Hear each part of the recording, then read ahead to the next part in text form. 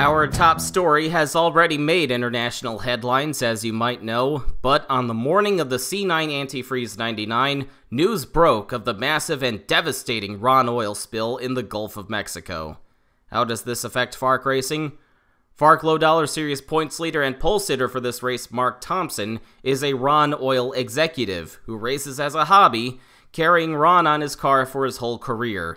But Ron will almost certainly be pulling their advertising in response to this disaster, including their racing sponsorship. So, it is uncertain what Thompson and Walker Texas Racing will do after this race. Thompson has been fending off challenges from Billy Ray Smith Thompson and Chuck Johnson as we approach the Smash Beer Oktoberfest Nationals, but if he is forced to step out before the finale, it will effectively be the end of a storybook season for him and the Walker team. Moving on to the Smash Beer Oktoberfest Nationals, the entry list has cracked 200 teams, and we're certain that even more will enter in the time left before the FARC Lowe Dollar Series floods the La Crosse Fairgrounds Speedway in West Salem, Wisconsin. Here is how we'll sort all these teams out when the big race arrives. The Smash Beer Oktoberfest Nationals will be run as a big knockout tournament, featuring 7 races that pay full points, 4 100-lap quarterfinals, 2 150-lap semifinals, and the 250-lap final. The top 2 in points heading into the weekend will be locked into the final, and locked into the semifinals are all 2018 FARC Lowe Dollar Series race winners, plus Bobby Porteau and Archer Helms, who won the FARC Larry Lemon Super Series and FARC Truck Series championships here this weekend, and Marissa Raines, who scored the most points in the trophy dashes this year. A total of 120 cars will qualify and be spread across the 4 quarterfinal races. The top 15 finishers plus 3 wild cards from each race will advance to the semifinals, with the top 16 plus 2 wild cards advancing to the final. One more thing. The best of 10 points rule will not apply for this race, meaning that those who qualify will keep all of their points no matter where they finish or how far they make it up the ladder. And now, here are the highlights from the C9 Antifreeze 99 at the Chicago Motor Speedway, the second to last round of the FARC Lowe Dollar Series season. For the 3rd time this season, Mark Thompson leads the field to the green, trying his best to carry on as he faces an uncertain future, and he gets away from second place Joshua Pacer. Here comes Kerry Fenton, now settling into second as they are 4 wide behind them. Kerry Fenton also faces an uncertain future. She has made no plans for 2019 yet. However, her M&J Racing teammate Noah Dalitz is a little more secure, as he just re-signed with M&J Racing to drive the 63 car full-time next year. But Noah Dalitz struggled in qualifying, as he usually does, starting all the way back in 29th. But look at that purple 22 car of Monica Rook tearing through the back of this field after starting in 38th. She had engine problems and was the last car to get in on speed, but her teammate Megan Gallagher in the 52 gets herself into a little bit of trouble, getting pinched into the wall by Jacob Card after falling back through the field in the opening laps. And you saw Michaela Perry-Jones had nowhere to go. Perry-Jones and Card would drop out early. Coming back to the caution on lap number 5, Packer Carroll trips over Yevgeny Kuznetsov and gets into the wall. Harry Asinola, who just won last week at Talladega, got by Kerry Fenton before the caution, and after the restart, he comes after Mark Thompson for the lead. With the upcoming departure of Paul Sweeney from Pearson Sweeney Motorsports, there are rumors that Harry Asinola, with all the sponsorship that he brought this year, could buy into the team as Andy Pearson's business partner for next year.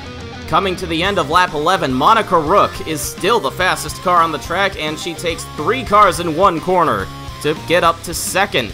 It only took 15 races with a ton of personal issues along the way, but Monica Rook and the Big Mac Racing team are finally at the front of the field and going for the lead. Monica Rook sets herself up as the dominant driver in the early goings of this race. But we would get another caution on lap 15 as Jeffrey Jackson gets into the 38 of Riley Durbin and takes Todd Stater, with a new sponsor this week, into the wall with him. Lightning Fast VCR Repairs has hopped on board the 66 Dave Hetzel team, and Stater is probably hoping that they can repair a car as good as they can repair VCRs. Monica Rook, Harry Asinola, and a few other cars stay out, while Mark Thompson leads most of the field into the pits. Among the drivers who stayed out and really needing track position right now is Chuck Johnson, who had a terrible qualifying effort and was stuck in the lower half of the field, but he's gotten himself up to 6th by staying out, although now he's being threatened by Kerry Fenton and one of his points rivals, Billy Ray Smith-Thompson, in that 42 car. But Mark Thompson, the points leader, more importantly for Johnson, is stuck a ways back, but we've got a crash behind these guys. You have Jenny Kuznetsov involved in another incident, as Mike Malone got into the back of him and took him into the wall. Kuznetsov is driving for Rus Autosport this week, doing double duty between FARC and the Team Master Cup Series. Meanwhile, all the cars that did not pit on the last caution come in this time around and are going to lose all their track position as a result, but Mark Thompson has to come in again and get that car topped off. The 98 crew did not get it full of fuel. That can't be good for what has already been a demoralizing weekend for Thompson and the 98 team. And Riley Durbin goes up in smoke. He would have restarted in 5th, but he's had a terrible couple of races after winning at Tulsa. He got wrecked in the pit lane by Kerry Fenton at Talladega, who now leads the race. Fenton is doing a good job trying to recover from that embarrassing incident. She has yet to finish in the top 5 this season, but she does have a pole, and she has been consistently faster than her teammate Noah Dalitz. But now, here comes Dan Lechleiter after the 64 for the race lead. This is going to be the first time that Lechleiter has led a race since he dominated a good chunk of the Carl Superstore race in Jonesboro, Arkansas, and he'll be hoping to stay up front this time. Lurking back in 4th place in the number 312 Eagle Insurance car is Kevin Monroe in the 4th car for M&J Racing, making his 2nd start of the season. Of course, he drove the 63 full-time from 2001 to the end of last year when he stepped out in favor of Noah Dalitz. But the 2010 FARC Lowe Dollar Series champion is driving like he's still doing this every week, but now he comes under attack from Kelly Splicen, who's really been on a roll lately with 2 top 5 finishes in a row, and in the early part of this race, she's shaping up to grab another one. So Kevin Monroe moves back to 5th. He's got Sergei Yakovsky and Zach Webster behind him. Yakovsky having one of his best runs in quite some time. Megan Gallagher in the 2nd car for Big Mac Racing qualified 4th, fell back through the field right away, but after pit stops, she is fast again and is charging through the field just like her teammate Monica Rook did earlier in the race. She's got a little bit of damage from the lap 4 incident with Jacob Card, but that's not slowing her down. Her teammate, on the other hand, is struggling. It seems like when one of the Big Mac cars is fast, the other struggles. Monica Rook is stuck in 25th place, fighting that bright pink car of Truman Ellison. Danica Hollifield trying to take a spot from her as well. That's got to be really frustrating after Rook was so fast earlier in the race. But on lap 38, the battle for 8th comes crashing down as Liam O'Connor gets run over by Zach Webster heading into turn 3, which seems to have been Calamity Corner today. We've got a few cars making some extra stops, including Kelly Splicen, who made her way up to 3rd, Mark Thompson, and Monica Rook, whose crew took a big swing at that car, hoping to get some speed back. Mike Malone would go out of this race under this caution with the engine spewing smoke that probably doesn't smell as good as the smoke coming from the Knuckles Sandwiches kitchen. But Mike Malone was stuck in 25th at the time, and he's been very frustrated with the lack of speed out of the loose Singer cars. He's been recently talking about bringing his own FARC team back. He took his own car to victory lane at Albuquerque earlier in the year. But Daniel Lechleiter continues to pull away after the restart, and for 2nd place, Megan Gallagher comes after Kerry Fenton, Joshua Pacer in the 86 right behind them. As fast as Megan Gallagher is right now, Daniel Lechleiter looks to be a little too strong for her to catch right now. Mark Thompson, as if his day couldn't get any worse, is now struggling after the latest round of pit stops. Those new tires are not working out for him at all, and he is all the way back in 27th, trying to fend off Rip Tyler and FARC Truck Series champion, newly crowned Truck Series champion Archer Helms in that 74 car. Thompson washes up the track in 1 and 2, so does Archer Helms. He almost gets into the side of the 98, And let me mention for a second how dismal this season has been for the Freya and Saito team after winning 2 races in a row last year with Trek Togger, but Yevgeny Kuznetsov blows up just past the pit entrance and comes to a stop on the front stretch on lap 52. And this gives Megan Gallagher the opportunity she needs to pounce on Daniel Lechlater on the restart. Joshua Pacer in the 86 tries to make something happen, but can't quite complete the pass. But 1 lap after the restart, Chuck Johnson gets into the back of Danica Hollifield and turns her into the inside wall. I wonder if Chuck Johnson is becoming increasingly frustrated with his struggles today and falling behind the points leaders in these last few weeks. If you were wondering how Monica Rook was doing after the last round of pit stops, she's challenging Carrie Fenton for 4th, taking it 3 wide with the lapped M&J car of Xander Massey. Monica Rook has gone on a tear through the field, much like at the beginning of the race. Daniel Lechlater's gonna fight back against Megan Gallagher, trying to redeem himself after failing to qualify at Talladega and losing his opportunity to score points there. But lurking in the distance is that 22 car of Monica Rook. She seems to be faster than the 2 leaders, but the 10 and the 52 are pretty evenly matched right now. More problems for Todd Stater, as he's having some pretty serious issues with the left front of that car. He almost washes back up onto the track coming into the pits, and the 66 team decides to take it behind the wall and drop out. Tough break for Todd Stater, who just tied Mark Thompson last week for the most top 5s this season. Alexa Lake got by Hunter Blaze for 6th, and now, thanks to the lapped car of Garrett Brunswick, takes 5th from Carrie Fenton. Alexa Lake has not finished in the top 20 since her 4th place finish at 70-77 earlier in the year.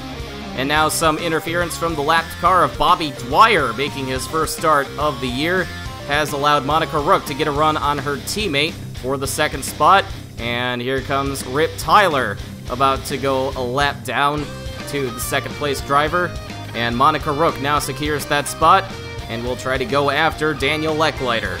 Daniel Lechlater is facing some lapped traffic of his own. Pole sitter Mark Thompson and Zach Webster, those two have really developed some ill-handling cars as this race goes on. But Lechlater goes up in smoke on the very next lap, and another potential race-winning run goes down the drain. Daniel Lechlater has been very competitive this year after sitting out 2017, but his first win since the 2016 finale is going to have to wait a little longer. The battle for the lead is now between the Big Mac Racing teammates. Megan Gallagher takes it back from Monica Rook with a little help from those lapped cars of Mark Thompson and Zach Webster. With 15 laps to go, Monica Rook might need a little bit of help to reel in her teammate, and she's going to get it as Sergei Yakovsky turns Garrett Brunswick into the wall off of turn 4. Yakovsky is having one of his best runs of the season, and he nearly jeopardized it by getting into that 15 car. Brunswick pulls up in front of traffic for some reason, and that could have been a much bigger incident between himself and Carl Hampton. But on the restart, with 10 laps to go, it is Megan Gallagher, followed by her teammate Monica Rook, and 3 lapped cars in between them and 3rd place Joshua Pacer. Megan Gallagher was brought on to Big Mac Racing as a part-time teammate this year to Monica Rook with sponsorship from the Midwest Bandage Company, which seems very fitting as Gallagher's early career was plagued by serious injury. She was injured in the FARC race in 2010 at the Dwyer Speed Park, and then she was more seriously injured in 2012 during a race at Darlington in the tragically ill-fated Formula Overdrive Series. But problems strike for 10th place Timothy Ruiz. He has a tire go down shortly after the restart, and he's going to give up all that track position and another good run. But there's a spin behind him. Chuck Johnson has made it up to 22nd place, but he's going to lose a couple spots as he gets turned by Ryan Forrest and kisses the wall. But the caution does not come out. We keep going. Probably much to Johnson's dismay. Megan Gallagher continues to lead, but Monica Rook is all over her back bumper, and Gallagher is leaving just half a lane open on that inside. But she's doing a very good job at getting back on the throttle and holding off the 22. off of the corners, but Rook washes up in turn 1, and that's going to cost her a ton of time. And that mistake, with 5 laps to go, may have cost her the race. Megan Gallagher leads on the white flag lap. Here comes the 212 of Timothy Ruiz. Monica Rook reels her in, but it's not going to be enough. In her comeback year, Megan Gallagher takes her first career FARC Lowe Dollar Series victory over Monica Rook, who's going to have to wait a little bit longer to grab her first win since 2014. It's also the first win since 2014 for Big Mac Racing as a whole. Taking third at the line would be Joshua Pacer. Where did Aaron Coltier come from? He was nowhere near the top 10 all race, but he grabs fourth, with Alexa Lake rounding out the top 5. Finishing a quiet and clean 6th in his second start of the year would be FARC veteran Kevin Monroe. He will also be entering the Smash Beer Oktoberfest Nationals next week. Monroe leads the way for M&J Racing over Carrie Fenton, who unfortunately slipped back to 7th after flirting with the top 5 all day. Billy Ray Smith-Thompson leads his Pearson Sweeney teammate Harry Esanola across the line to settle the battle for 8th, and grabbing his first top 10 of the season would be Sergei Yakovsky in the number 82 for Roos Autosport.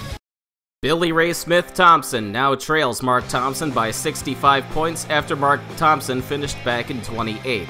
Those two have now locked themselves into the final at the Smash Beer Oktoberfest Nationals, but the big question is whether Thompson and the 98 team will even be able to show up.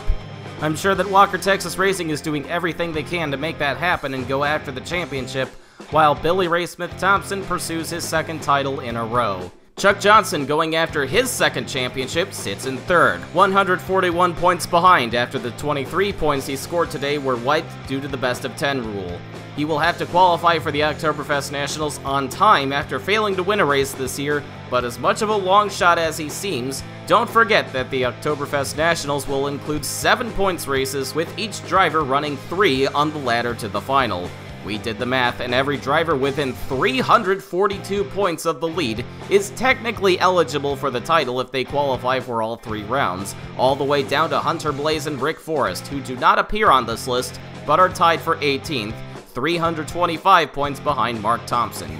We don't expect the Smash Beer Oktoberfest Nationals to be quite that crazy, but with over 200 teams attempting to qualify, the latest iteration of the FARC Lowe Dollar Series finale promises to be a doozy as always. And you can catch all the action right here on the FARC Racing Network.